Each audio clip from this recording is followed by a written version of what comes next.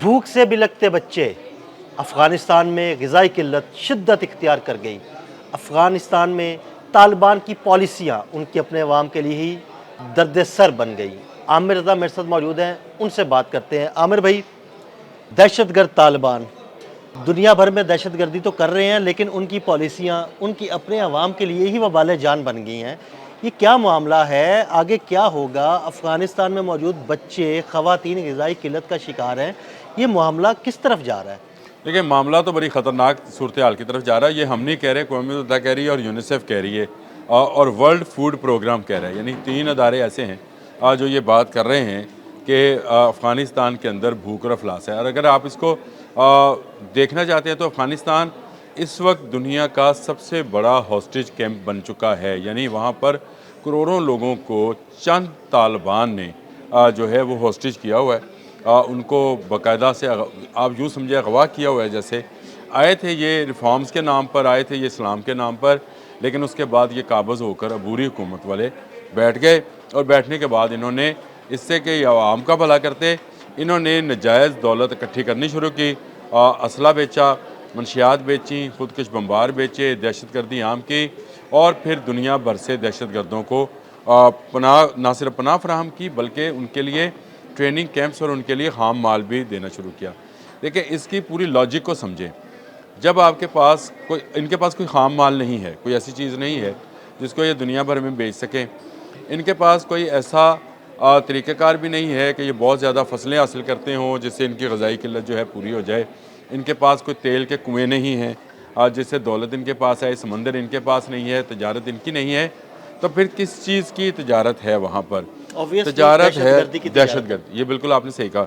और ये दहशतगर्दी का कारोबार चलता कैसे है, इसको ज़रा समझने की बात है। मैंने आपको बहुत अरसा पहले बताया था कि अफ़गानिस्तान के अंदर बाकायदा बच्चों को बेचने की मंडियाँ हैं।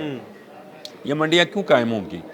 कोई माँ बाप अपने बच्चे को क्यों फ़रोख्त करेगा या उसको ऐसे ऐसे आप इंस्टीट्यूशन या उसको मदारस कह लें, उनमें भेजेगा जहाँ पर बच्चों को 2 वक्त की रोटी मिल रही होगी, लेकिन वहाँ पर उस 2 वक्त की रोटी के बदले उनकी ज़हन साजी दहशतगर्दी के लिए आमिर की भाई, जाती मैं है। आपको यहीं पे रोकता हूँ। मैंने जो अंडरस्टैंड की है आपकी बात, मैं अपने नाज़रीन को भी बताना चाहता हूँ कि ऐसा माहौल पैदा कर दिया है कि वालदैन को खुराक ना मिले, खाना ना मिले, पैसे ना मिले, उनके बच्चे भूख से बिलखते रहें और वो मजबूर होकर अपने बच्चे को 2 वक्त की रोटी के लिए या तो वो मदरसे भेज दें या उसको बेच दें। क्या ऐसा ही है? ये ऐसा ही है, बिल्कुल ऐसा ही है। तो ये कारोबार चलना ही उसी सूरत में है जब वहाँ पर गुर्बत और अफलास होगी। अब गुर्बत और अफलास का अंदाज़ा आप इस बात से लाएँ, क़ौम मुत्तहिदा की रिपोर्ट है कि 70 लाख अफ़गानी जो हैं वो इस वक्त शिकार हैं ग़िज़ाई किल्लत का। यूनिसेफ की रिपोर्ट है कि 40 लाख बच्चे ग़िज़ाई किल्लत का शिकार हैं। फिर वर्ल्ड फूड प्रोग्राम का ये कहना है कि 2 लाख से ज़ायद बच्चे जो हैं जो कि 2 साल से कम उम्र के बच्चे हैं, उनकी बड़ी तादाद जो है ग़िज़ाई किल्लत के शिकार। यानी वो दूध पीते बच्चे होते हैं 2 साल से कम उम्र के। अब वो जब माँ बाप की अपनी खुराक के लाले हैं, उनके पास अद्वियात नहीं है, उनके पास बुनियादी सहूलियात नहीं हैं, तो वो क्या करेंगे? फिर उनको मोटिवेट किया जाता है कि आप इस्लाम के नाम पर अपने बच्चे मदरसे के नाम कर दें। मदरसे का अमीर जो है वो उनकी बाप की तरह कफ़ालत करेगा। वो बाप जो है वो शैतान है। वो बाप जो है वो चाहे कोई मुसलमान है, वो बाप चाहे वो कोई किसी और मज़हब से तल्लुक़ रखता है, लेकिन वो असल में उसको खुराक देने वाला है। ये खुराक जो है ये बच्चों को उनकी ज़हन साजी करने के लिए काम आती है। उनको खिलाया पिलाया जाता है, पाला पोसा जाता है और फिर उसके बाद उनका अमीर उसे दूसरे अमीर के हवाले। ये है वो मंडी। बिल्कुल। ये जो मैं आपको समझाना चाहता हूँ, दूसरे अमीर को बेच देता है, उससे पैसे लेता है। अब वो उसकी ज़हन साजी ये है कि तुमने अमीर का हुक्म जो है अमीर की वो अताअत करनी अपने है। माँ बाप से भी ज़्यादा, और अगर अमीर का है तो वो अपने माँ बाप को भी मार दो। ये देखें, ये ज़हन साजी का ये नतीजा है कि वो आपके ये ख्वारिज का, असल में जब हम इस्लामिक हिस्ट्री भी पढ़ते हैं तो उसमें जो ख्वारिज आए थे ना, वो भी इसी तरह वो कहते थे कि हर गुनाहगार जो है वो काफिर है, और क्योंकि वो मुसलमान था काफिर हो गया है, लिहाजा मुर्तद है, मुर्तद की सज़ा मौत है। ये देखें ये किस तरह से लोगों की ज़हन साजी करते हैं। अब ये एक गुनाहगार को, जिसको ना इस्लाम कहता है कि वो काफिर है, वो गुनाहगार है, वो तौबा करे, वो मुसलमान है, मुसलमान से मुराद है उसका ईमान मुकम्मल है, लेकिन ये कहते हैं कि उसको कत्ल ही कर दिया जाए। ये ज़हन साजी है जो की जा रही है अफ़गानिस्तान के अंदर, अफ़गानिस्तान के बच्चों के अंदर, और इसके लिए ज़रूरी ये है कि वहाँ भूख और अफलास का नंगा नाच नाचा जाए। वहाँ पर माँ भूखी होएगी तो बच्चे को क्या दूध की शक्ल में खुराक देगी? आप समझाएं ना। हम सब वालिदैन हैं और देखने वाले भी, हम भी। मुझे बताएं, एक माँ ही कमज़ोर होगी तो बच्चे की परवरिश कैसे करेगी? एक बाप के पास अगर अपनी दवाई के लिए भी पैसे नहीं होंगे तो अपने बच्चे के लिए क्या करेगा? तो मजबूरन क्या करते हैं वो, मदारस बेचे ना भी तो वो कहते हैं चले अमीर के पास रहेगा, इमाम साहब के पास रहेगा तो दीन की ही चंद बातें सीखेगा, लेकिन वहाँ पर रोटी भी मिलेगी। लेकिन वहाँ पर क्या किया जाता है? वहाँ पर उन बच्चों को उनकी ज़हन साजी की जाती है और उसके बाद उनको दहशतगर्दी पर मादा किया जाता है। जो मैं ये बात कहता हूँ कि पूरी दुनिया में ये नेटवर्क मौजूद है। मुझे आप बताएं, कनाडा में एक बंदा पकड़ा जाता है 26 साल, वो दहशतगर्द कैसे बना? अमेरिका में जो अफगानी पकड़े गए वो दहशतगर्द कैसे बने? अच्छा आमिर भाई, मज़े की बात ये देखें, ऐसे मुल्क में जो बड़े तरक्की याफ्ता हैं, बड़ी सहूलियात हैं, लेविश ज़िंदगी है, आप वहाँ पे रहें, ज़िंदगी को एंजॉय करें, वहाँ पे भी पूरा नेटवर्क बना के दहशतगर्दी से बात नहीं आ रही। देखिए, मसला ये है कि यहाँ इन बच्चों की तरबियत, ट्रेनिंग ही ऐसे की जाती है कि उनको बताया जाता है कि आप महरूम इसलिए हैं कि वो लोग तरक्की कर गए हैं या वो लोग खा पी रहे हैं।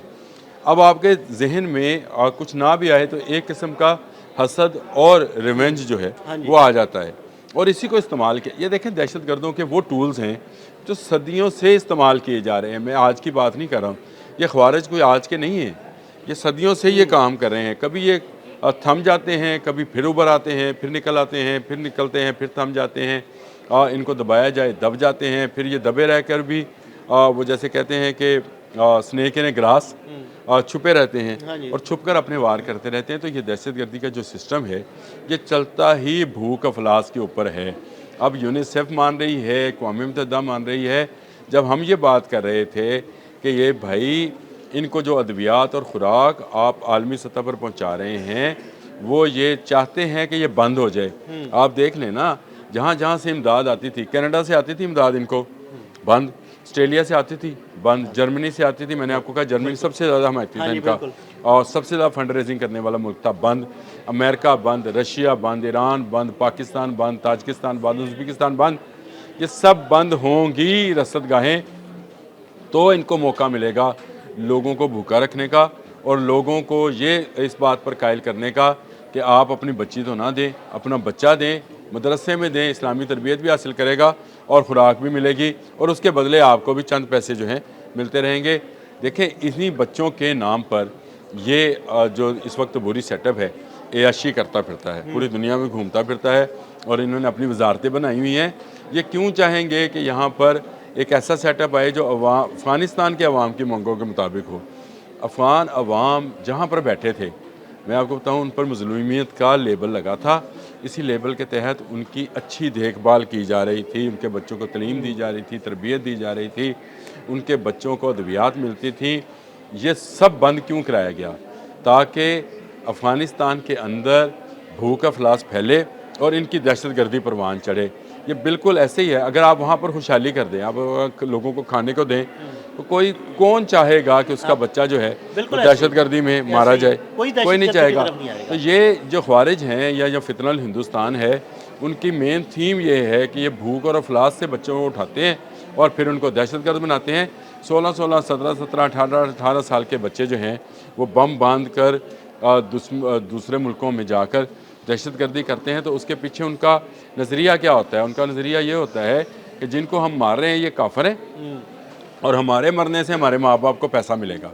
आपको पता है वहाँ पर इनको प्रमोट किया जाता है एज ए शहीद और फिर उनके माँ बाप को कुछ पैसे भी दिए जाते हैं ताकि बाकी लोग भी इसमें आएँ कि भाई आपका बच्चा इस्लाम के, आपका बच्चा हरगिज़ किसी मासूम को मारकर इस्लाम की राह पे नहीं गया, जहन्नम वासल हुआ है। बिल्कुल ऐसे ये समझने की बात है और अफ़गानियों को ये समझाने की बात है कि भाई आप जहाँ पर भी हैं अमन और सुकून से रहें तो लोग आपकी इज़्ज़त करेंगे। लेकिन आज ये हालत है कि दुनिया के तमाम ममालिक इन पर पाबंदियाँ आयद करते चले जा रहे हैं। अमेरिका की पाबंदियाँ, पाकिस्तान की पाबंदियाँ, रशिया की, चाइना की, ताजिकिस्तान, ईरान की, ये पाबंदियाँ जो हैं वहाँ मज़ीद गुर्बत और अफलास को फैला रही हैं। अक़वाम मुत्तहिदा जो है अब एक ऐसा, मैं ये समझता हूँ कि मुल्कों का इत्तेहाद बनाए जो अफ़गानिस्तान में कंट्रोल हासिल करें और अफ़गानिस्तान में कंट्रोल हासिल करके वहाँ की आवाम की मंगों के मुताबिक वहाँ पर एक जमहूरी सेटअप जो है उसको खड़ा किया जाए ताकि वहाँ के लोगों को सुख का सांस आए। तो मैं ये कहता हूँ हमारे लिए, मैं ये समझता हूँ कि अगर दुनिया के ब्रॉडर उसमें देखा जाए, आंख के साथ उसको देखा जाए, तो अफ़गानिस्तान इस वक्त कच्चे का इलाका है जहाँ कच्चे के डाकू हुक्मरान हैं और इनका कला कुमा बड़ा ज़रूरी है। बहुत शुक्रिया आमिर रज़ा। बिल्कुल आमिर भाई ने बड़ी तफसील के साथ आपको इस सारी सूरत हाल के बारे में बताया। अदील अहमद और आमिर रज़ा को इजाज़त दीजिएगा। अल्लाह हाफ़िज़।